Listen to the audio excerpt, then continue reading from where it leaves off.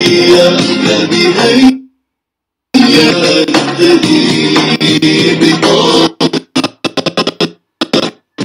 alaikum wa rahmatullahi wa barakatuh, mes frères et sœurs en islam. Me voilà de retour après une longue période d'absence, toujours dans la même optique qui est de dénoncer un groupe qui s'est autoproclamé gardien de la croyance et de l'unicité, titre qu'absolument personne ne leur reconnaît, si ce n'est la petite poignée de partisans qui les suivent aveuglément. Ils s'attribuent à tort l'appellation de salafis, ce qui donne une consonance beaucoup plus attractive que leur appellation d'origine, les wahhabites. Et cette secte ne doit son succès qu'au pétrodollar, ce qui leur a permis durant toutes ces années d'avoir un énorme pouvoir de diffusion, apparaissant ainsi très fréquemment sur diverses chaînes télévisées leur appartenant, éditant aussi des livres à profusion destinés à la vente, puisqu'ils détiennent au moins 80 voire 90% des librairies dans toute l'Europe, et certains ouvrages, ils vont même jusqu'à les distribuer gratuitement. C'est vous dire l'acharnement qu'ils ont à toujours vouloir attirer de nouveaux adeptes. Et une des spécificités de cette secte, c'est l'anthropomorphisme, qui est le fait d'assimiler Allah à sa créature, lui attribuant ainsi le visage, les mains, le pied, etc., ce qui constitue les caractéristiques du corps humain. Ils attribuent donc à Allah le corps, et c'est une des raisons pour laquelle nous les dénonçons avec ardeur. Alors, avant d'aborder le sujet d'aujourd'hui, j'aimerais m'adresser à ceux qui ne comprennent pas vraiment la démarche de ce combat et réagissent en disant, comme je l'entends certaines fois, « Pourquoi vous dénoncez ces gens? Ce sont quand même des savants reconnus. Vous divisez la communauté musulmane. » Eh bien, nous répondons tout simplement que nous avons affaire à des imposteurs qui trompent les musulmans en voulant leur refourguer une croyance qui n'est pas celle que le prophète sallallahu alayhi wa sallam a enseignée. Ainsi, le prophète sallallahu alayhi wa sallam a dit ce qui signifie « Ma communauté ne se réunit pas sur un égarement ». Et donc, il est un devoir et une obligation d'avertir les gens, ne serait-ce que concernant la nourriture. Le prophète sallallahu alayhi wa sallam n'a-t-il pas réprimandé le commerçant qui trompait les gens sur la nourriture en lui disant ce qui signifie « Ô commerçant, qu'est-ce que cela ?» Le commerçant lui répondit « Ô messager d'Allah, elle a été touchée par la pluie. » Le prophète sallallahu alayhi wa sallam lui rétorqua, ce qui signifie « N'aurais-tu pas dû le montrer aux gens? Celui qui nous trompe n'est pas des meilleurs d'entre nous. » Et là, on constate que le prophète sallallahu alayhi wa sallam ne s'est pas tu sur cette tromperie concernant la nourriture. Alors, qu'en est-il sur une chose concernant notre au-delà? Je souhaiterais aussi m'adresser à ceux qui diraient « Mais peu importe qu'ils attribuent à Dieu des caractéristiques des humains, le principal c'est qu'ils y croient. » Et là, on leur répond en leur disant « Vous avez ouvert la porte de la véracité à toute autre forme de croyance et tout individu, toute religion confondue, pourrait, en s'appuyant sur cet argument, prétendre lui aussi à la vérité et dire « Nous croyons en un seul Dieu unique, qui est assis sur un trône, qui a l'aspect d'un être humain, qui a un fils, ou bien nous croyons en cette statue qui pour nous est un Dieu, ce qui est de l'idolâtrie dans les deux cas, puisque concernant ces deux types de personnes, l'une s'est façonné un soi-disant Dieu par son imagination, tandis que l'autre l'a façonné de ses propres mains. Alors, si vous considérez que chacun peut croire en Dieu à sa manière, qu'est-ce qui distinguerait alors la croyance de la mécréance? Notre statut de musulman est justifié par notre croyance et il convient pour l'acceptation des bons actes d'être musulman et donc d'avoir une croyance correcte, celle de tous les prophètes. Maintenant, abordons le sujet qui nous intéresse aujourd'hui. Alors, nous avons vu que ces wahhabites attribuent à Allah le corps et donc automatiquement l'endroit, la limite, et par ce fait, ils attribuent à Allah la direction, et plus précisément les 6 directions que sont le bas, le haut, la droite, la gauche, le devant, le derrière, et être humain que nous sommes, donc un haut, un bas, une droite, une gauche, un devant, un derrière. On peut se trouver sur quelque chose ou sous quelque chose, à droite ou à gauche de quelque chose, devant, derrière, à l'intérieur ou à l'extérieur de quelque chose. Et donc, Allah n'est pas concerné par ces caractéristiques, puisqu'il n'est pas un corps. Et donc, le sujet d'aujourd'hui va être l'exemption de Allah des 6 directions. Alors, il faut savoir que tous les savants de Ahl Sunnah ont tous exempté Allah de la direction. Je vais citer quelques exemples de savants qui ont traité de ce sujet. Je vais me contenter de quelques exemples puisque la liste serait alors bien trop longue.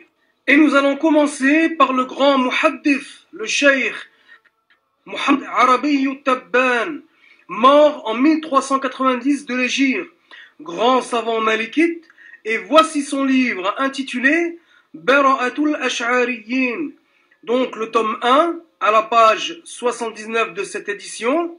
Il dit, je cite, les spécialistes des preuves selon la raison, parmi les gens de Ahl Sunnah, les Shafi'ites, les Hanafites, les Malikites et les vertueux Hanbalites ainsi que d'autres se sont accordés à dire que Allah tabaraka wa ta'ala est exempt de la direction, du corps, de la limite, de l'endroit et de la ressemblance avec ses créatures.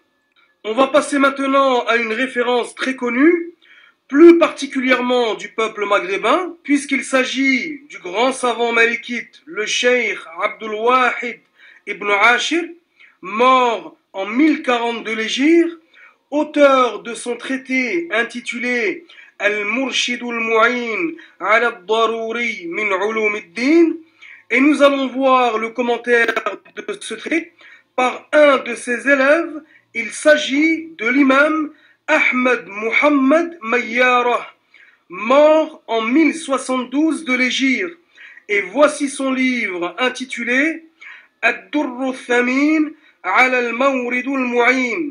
Alors il dit à la page 46 de cette édition, je cite, les gens de la vérité ont été unanimes sur le fait que Allah Ta'ala n'a pas de direction, qu'il n'a pas de dessus, ni de dessous, ni de droite, ni de gauche, ni de devant, ni de derrière.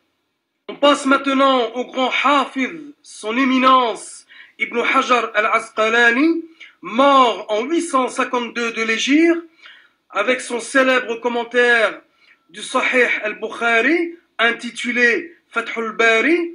Donc il dit, je cite, le fait que les deux directions du haut et du bas soient impossibles au sujet de Allah n'implique pas qu'on ne le qualifie pas par al-'u, car son attribution par al-'ulu vient dans le sens figuré.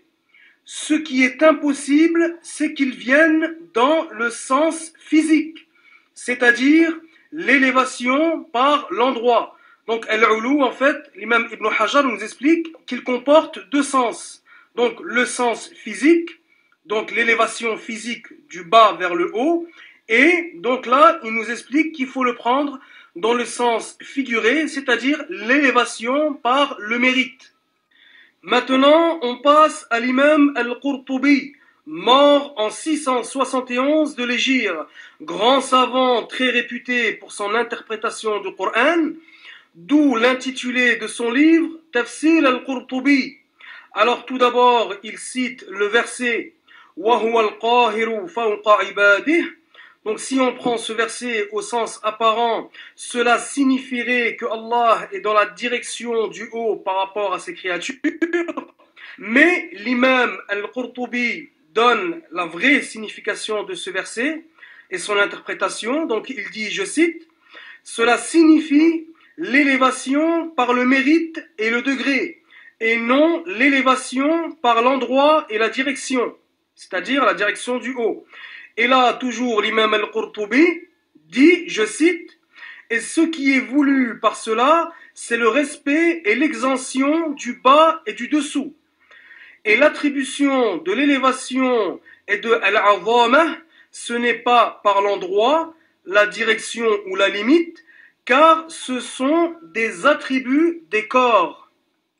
On passe ensuite à l'imam al-Asfarayni, mort en 471 de l'Hégire, dans son livre intitulé At-Tabsir fid-Din. Donc il dit, je cite, et nous avons certes cité à partir du livre de Allah Ta'ala ce qui confirme l'unicité de Allah et rejette l'assimilation ainsi que le fait d'être dans un endroit ou une direction.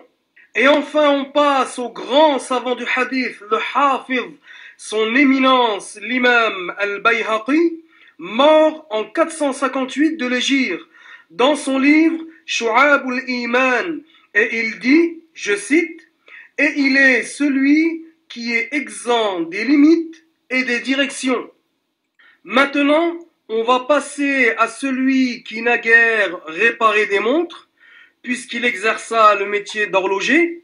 Il fut par la suite contraint d'arrêter pour des raisons de santé, et c'est à partir de là qu'il décida d'occuper son temps à la lecture de certains ouvrages, à la grande bibliothèque de Damas, la bibliothèque al-Zahiriyya. On a donc affaire à un autodidacte, puisqu'il n'a pas eu d'enseignant. Il s'est attribué ensuite, avec une prétention démesurée, le titre de muhaddith, qui est un degré dans la science du hadith, alors que le grand savant Abul Ghani al-Nabulsi, mort en 1143 de l'Hégire, a dit « Pas qu'en apprenant la religion dans les livres, tu deviendras un savant comme nous. La poule a des ailes, mais elle ne vole pas. » Alors, ce prétendu muhaddith se nomme Nasruddin al-Albani, décédé il y a une douzaine d'années, et qui était un grand chef de cette secte wahhabite. Alors, on va écouter ce que cet horloger pense concernant l'exemption de Allah des 6 directions. Il a sa petite idée. Écoutez, c'est assez édifiant.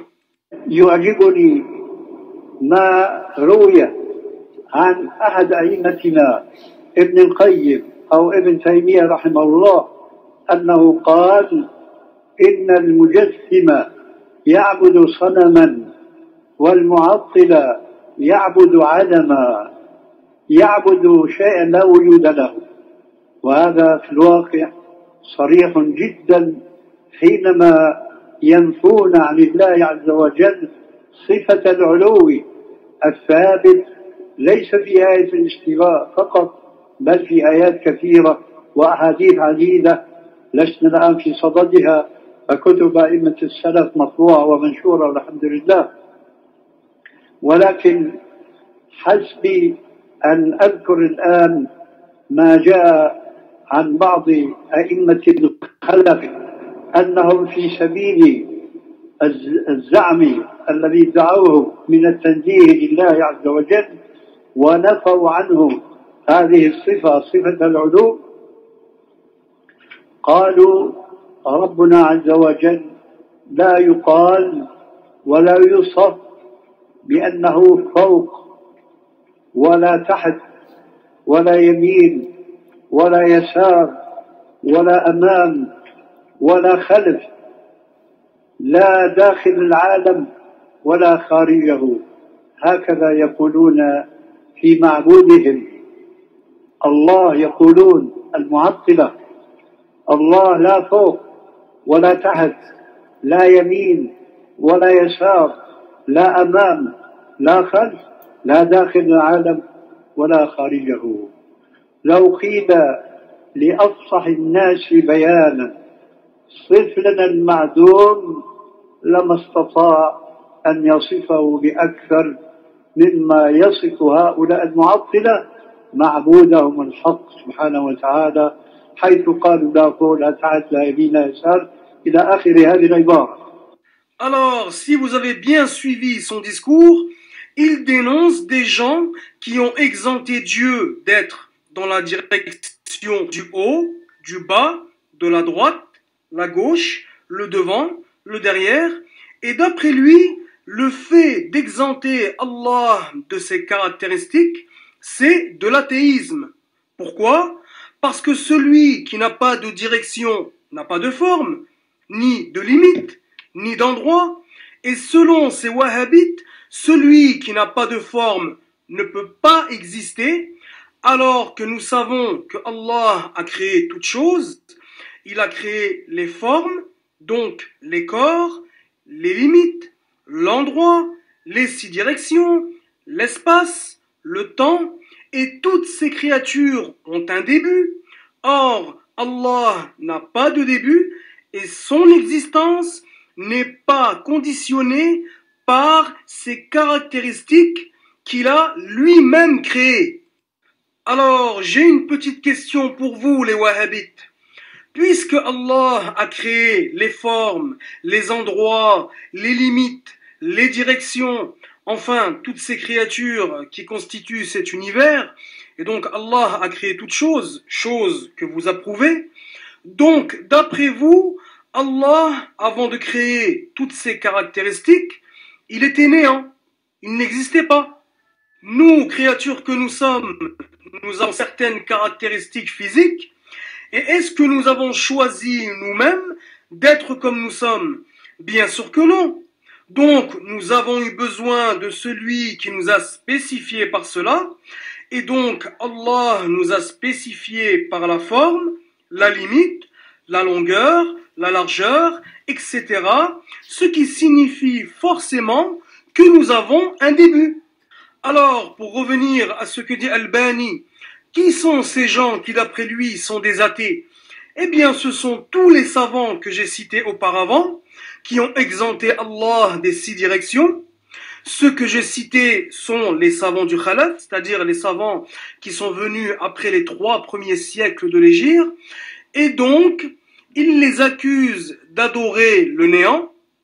Il leur reproche aussi le fait de dire que Allah n'est ni à l'intérieur ni à l'extérieur de cet univers. Alors, j'ai une autre question pour vous, les wahhabites. Étant donné que Dieu a créé tout cet univers, donc cet univers n'existait pas, peut-on dire que Allah était à l'intérieur ou à l'extérieur d'une chose qui n'existait pas? Alors que Dieu existe de toute éternité et que rien n'existait avec lui.